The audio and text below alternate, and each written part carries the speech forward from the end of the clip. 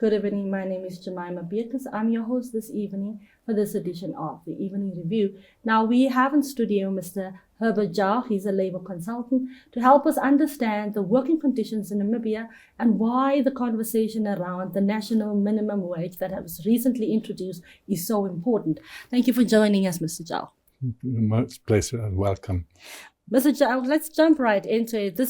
Recently, the Minister of Labour has introduced a national minimum wage at $18 per hour. Yes. Can you give us an overview of the working conditions in Namibia and why a national minimum wage is important? Yes.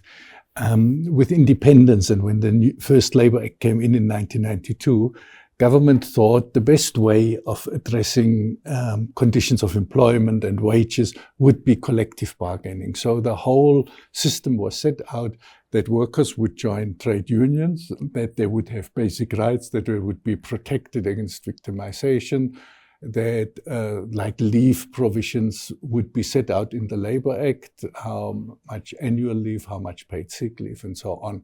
But that anything beyond that would be done by the trade unions in the country, negotiating with employers. But when we look at over the years who has negotiated, it has only reached workers in certain sectors, and they are the public sector, mining sector, fishing sector, and a few others. But overall, workers, for example, in domestic work, engaged in domestic work, in the agricultural sector, security guards, petrol station attendants, informal economy workers, but also many of those in the retail sector and in hotels have not been unionized. And collective bargaining hardly took place in those sectors. And that gave employers basically the power to unilaterally decide what these workers would earn. And the result was that many years after independence, most workers in Namibia were actually still stuck in what we can truly call starvation wages. The latest figures we had from 2018 is now unfortunately a long time ago with the Labour Force Survey, indicated that over 70% of Namibian workers at the time earned 1,400 or less per month. Now that's a shocking finding because given the costs of living, that is terrible. And so against this background, now the government took this decision to have a national minimum wage after a wages commission had done work over the last 3 years and made a recommendation.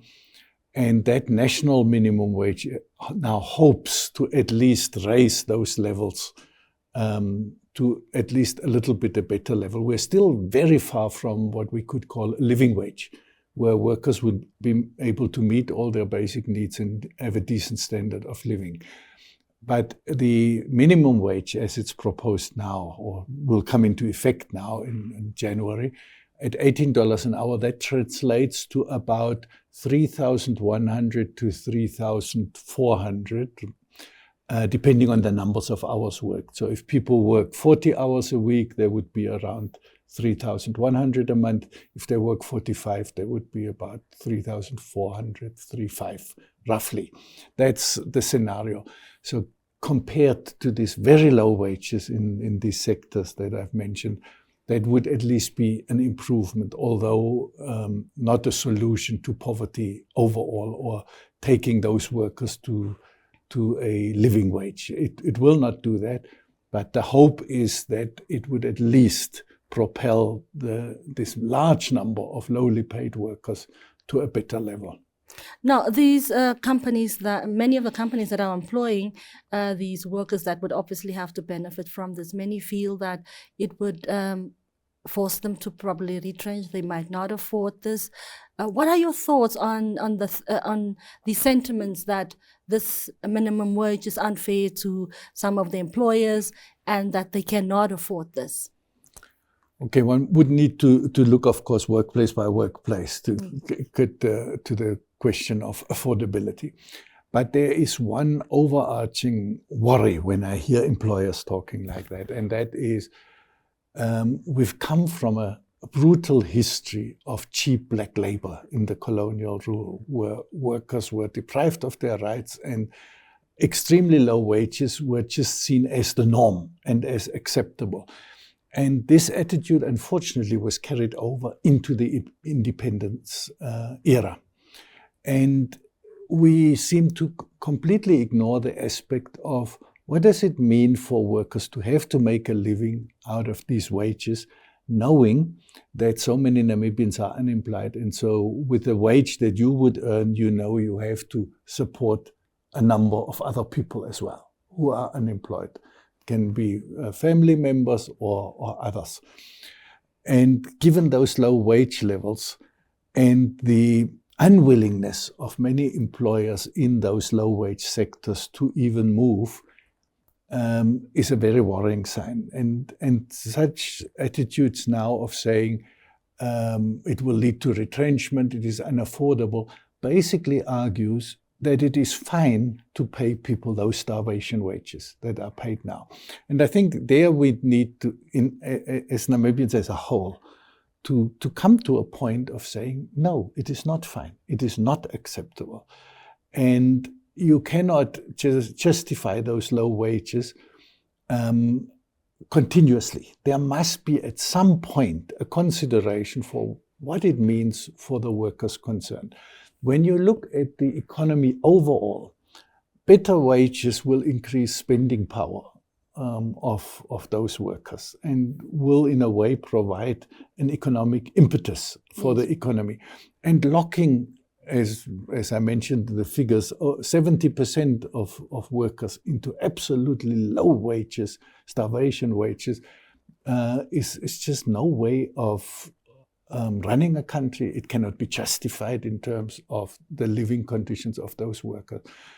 And those companies who claim they can't pay will have to open their books and show, is that really the case? Or is it a question of a large chunk of what was produced at that company and by the workers there is simply absorbed by the owner and not shared with the workers who actually did the work to make that company profitable? There might be some differences here and there. I know in the informal economy, it's very dicey with incomes.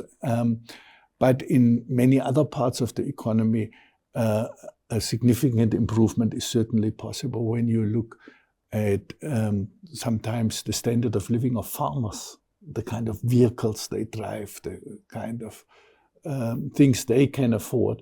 And then you look at what farm workers are earning on those farms. Then there's certainly scope to say we can raise the levels of them.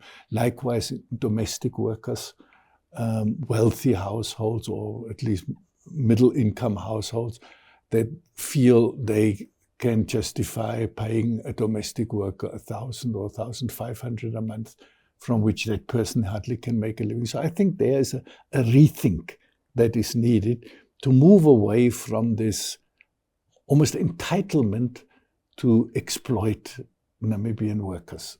Yeah. Because the minimum wage that's proposed doesn't make them rich at 3,000 or 3,400. They are not rich. They will still struggle to meet basic needs, but it would be at least an improvement. And in that context, I find it difficult to have any sympathy for the arguments to say it's not affordable. And the threat of retrenchment is the classical response, always when the poor are supposed to get a little bit of a better deal. Then comes immediately the threat of retrenchment.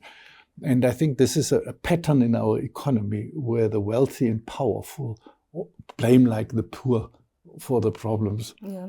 And in my view, it's time to move beyond that argument. Mr. Jauch, can you please give us a scenario? You talk about starvation wages. We talk about, you've touched a bit on the discrepancy between what the farm owners, what the living standards look like as opposed to that of the workers. Can you give us a real visual picture of what the conditions are of farm workers and domestic workers? So, because we have found that at times people are truly ignorant to the plight of workers. Mm. Yes, and it is often hidden from you. You would find probably quite a number of employers of domestic workers who wouldn't even know where these domestic workers are living. how their conditions are. Now, we know particularly with the house crisis, what it costs to afford housing in Namibia. And you compare an average house price in Namibia, which stands at around 800 to 900,000 NAM dollars, close to $1 million actually now, according to the figures we have. And you compare what it would take to afford this average house. We're now not talking of a palace. It's like an average house in Namibia. You would need to earn about 25,000 Namibia dollars to afford this average house, roughly. Now you look at the wages that people earn, 1,000 to 2,000, a large chunk of them, including domestic workers.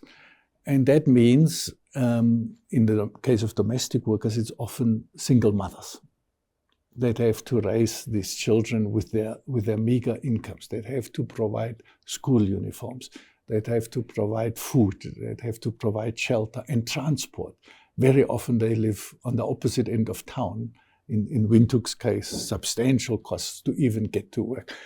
And then you justify, like the current minimum wage for domestic workers stands at around 1,400 per month for 45-hour working week.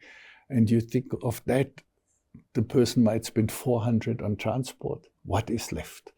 And you'll see how, despite working all the time, leaving the children in the care of others, these domestic workers are unable to make ends meet and live sometimes under very challenging and sometimes even horrific conditions that put them at great risk and their children. And all that is caused by these very, very low wages. And in Namibia, this is already a substantial number of workers, about 50,000 domestic workers in the country. With farm workers, similarly, although there are some farms where conditions have improved and where farmers realized it's also to their benefit to have better relations with workers. So some farms are providing now housing and providing additional rations, etc. But on many other farms, workers are living under really almost slave-like conditions, and they are cut off the world because of the isolation of farms. And for them, a question of unionization is almost impossible because they are so isolated and they are exposed to victimization very easily. So when a domestic worker would kind of complain about the conditions, the employer is like to say, well, if you don't like it, there are so many others who are looking for jobs. And that argument and that threat of retrenchment is always used to kind of shut up any kind of criticism. And that leaves workers in those sectors, as, for example, in very challenging position. But it's similar for the security guards. They sit now whole nights in this freezing cold in our winter outside, and they have currently only a minimum wage of $10 an hour, which some of these companies are not even paying. And that is, of course, completely unacceptable because these kind of practices have a cost, and it's a human cost of a life of constant struggle and where workers simply cannot escape poverty. They are locked into poverty despite going out every day to work. And I think this is a tragic scenario in a country, that not only those who are unemployed, but so many of those that are working are locked in poverty. And we need to really think, 34 years after independence, do we want to continue like that? Or are we starting to redress that, looking at economic structure, improving wages and living conditions of workers, and create a different kind of Namibia that's more equal, that really lifts people out of these shackles of poverty that they are currently exposed to build on something. And I think in this context, a living wage is a first step. But it's not yet enough. We must move towards a living wage where every Namibian is able, through the work they do, to have a decent standard of living. But at least the minimum wage as proposed is a step forward compared to the current condition. Mr. Jauch, you're talking about how workers are trapped in poverty, and yet we have trade unions in Namibia. What role is it that do you believe trade unions should play when it comes to improving the lives of workers? And why is it that we still have workers locked in poverty when we have trade unions and a labor minister, Yes. a ministry with labor inspectors? Yes, that is truly one of the disappointments. And my own history of having spent 30 years in and with the unions was that decision and that engagement was driven by the belief that trade unions have an absolute essential role to play in overcoming that poverty. And today's scenario, unfortunately, shows that the role of unions has been limited to just a few sectors. They are very crucial in basically three regards. One is to ensure that workers' rights are respected at the workplace, that no one tramples on workers. The other day I had a discussion here with someone who works as a domestic worker in Windhoek, and the person said to me, well, I never get paid leave. Now, for 32 years or so, we have that in our Labour Act. An absolute compulsory provision is paid annual leave, and it doesn't happen. Now, that is, of course, a role that something that a trade union must take up to make sure at least all the legal provisions are adhered to, so the worker doesn't have to take it up individually on his or her own, but has the trade unions as an umbrella or as a workers' organization that represents them collectively. The second big role that unions can play is, of course, solving problems at the workplace before they escalate. Intervening on behalf of workers and sorting out any form of discrimination or violations, severe violations like sexual harassment. In my view, unions must be at the forefront of addressing such violations, where their members, or even if it's non-members, just workers, are treated and violated in that way, that the union, as a matter of principle, takes that up and said, we will not allow that to happen ever again. And the third role is, as a collective organization of workers, for unions to negotiate better conditions with employers. That can happen at the individual level, at workplace level, or it can happen at sectoral level, that a trade union negotiates for workers in a particular industry, like we've seen it with some success happening in the construction industry with the Metal and Allied Namibian Workers Union. And if that happens, then it provides workers with a far better position to improve their conditions and to be protected than if they are on their own. The most worrying thing for me is seeing now the concentration of unions in a few sectors that I've mentioned, like the public sector, like mining, whereas workers in other sectors are basically, and those are the ones who need it the most, are left unprotected. And that is a huge dilemma. And employers will realize that and say, well, in the retail sector, we've seen some horrible things happening by companies who could very well afford to pay much more, like ShopRite, for example. And they simply see it's easy to dictate terms to those workers. They are not well protected by unions, and the Labour Ministry's inspectors hardly reach out to the workplaces. I think we have just around 100 or so Labour inspectors in the country. And given the size, given the number of industries, given the sometimes remote workplaces like farms, for those 100 people, it's just not possible to visit regularly. So we'd need to relook that, also to make sure that rights are respected and the national minimum wage is then implemented everywhere. It needs good, strong unions. It needs a better and more resourced inspectorate. And it needs maybe also new mechanisms like a hotline or something of that sort, where workers can immediately report when they are victims of abuse, without having to put their name up front, without being identified by the employer, but then that someone then visits those workplaces and solves the issues. Otherwise, we run the risk of having a minimum wage on paper, but in reality, it's just not implemented. And that would be a great tragedy, because if we move to the new national minimum wage, we must ensure that it's implemented. Otherwise, it's not meaningful for the workers concerned. Speaking about implementation, Namibia, I mean, even government officials themselves talk about how Namibia has these great policies, but when it comes to implementation, Namibia really lags behind. What message, what is it? Where do you think should we draw lessons from as a country when we go ahead to implement this minimum wage? Absolutely. It will be a test of how sincere are we with the implementation. Is a minimum wage just a declaration of intent? It's passed in Parliament, and we can go to international conferences and say, well, Namibia has a national minimum wage and it's better than in country A, B, and C. And we get some applause for it. Or is the intention to really improve the livelihoods of those workers concerned?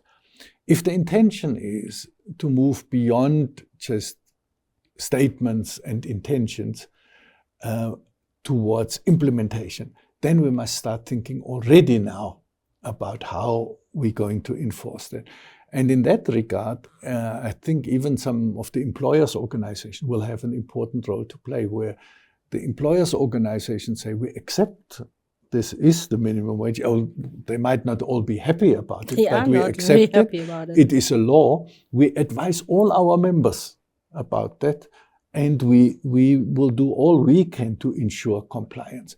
That would actually be a statement that would be important, so that it's not a thing of, okay, it's government that introduces that and the unions want it, but we don't need to really worry. We can undermine it. We can kind of let the elections go past, and then the attention is off the national minimum wage, and we continue business as usual. And that's indeed a possible scenario that we need to counter now. And so I would think the three parties, employers, government, and unions, need to sit together now already and say, how are we going to make sure that this minimum wage is implemented? And one shocking experience that we had in the past, when I was for a few years with the Metal and Allied Namibian Workers Union, we negotiated that time minimum conditions in the construction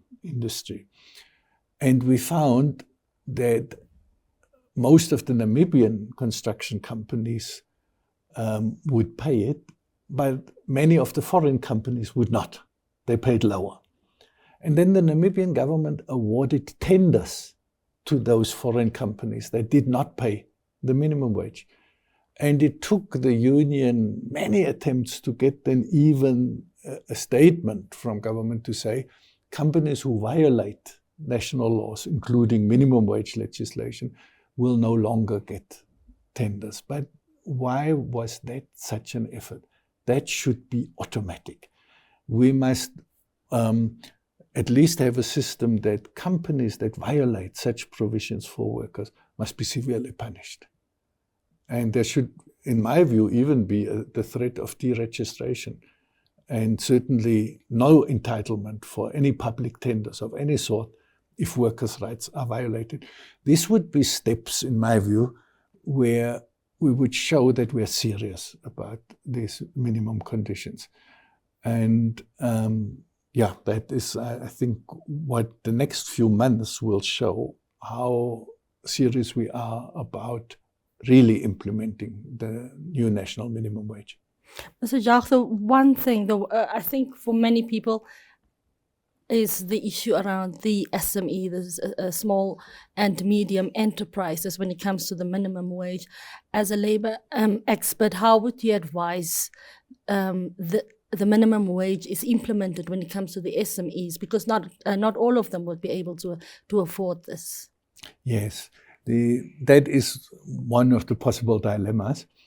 I would argue if a company claims they can't, such these SMEs, they would have to open their books, they would have to show how they are operating, what are they paying to workers, in what way can they move towards the national minimum wage, because the ministry has already provided a kind of step-by-step introduction for farm workers and domestic workers.